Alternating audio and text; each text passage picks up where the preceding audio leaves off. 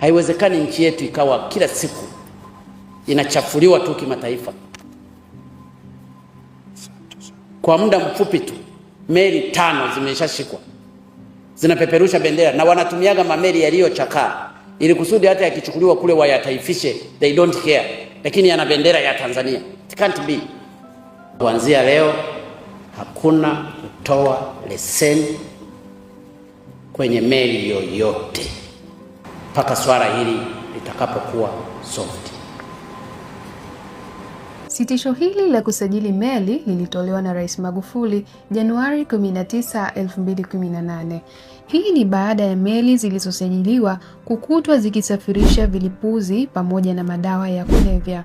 Kuna meli sasa ambazo zimeshapewa vibali, ziko meli 470, ndio lazima zipitiwe zote kwa vyombo vyote vya dola, tuwafanizie vetting ya kutosha, na zile meli zitakazoonekana zina mwelekeo huo wa kubeba madawa ya kulevya na explosives zifutiwe leseni.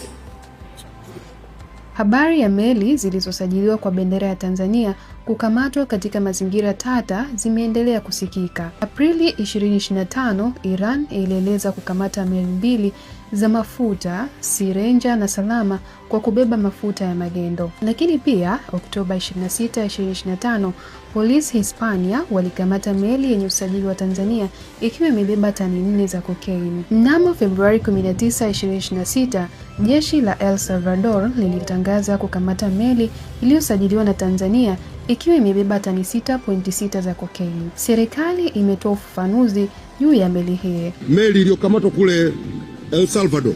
Ni kweli tumepokea hii taarifa, na baada ya kutazama katika takwimu zetu tumebaini kwamba ni meli ambayo imesajiliwa kule Zanzibar, na wenzetu wamesajili hii meli kupitia wakala naitwa Konarina. Ni utaratibu ambao sisi kama nchi kupitia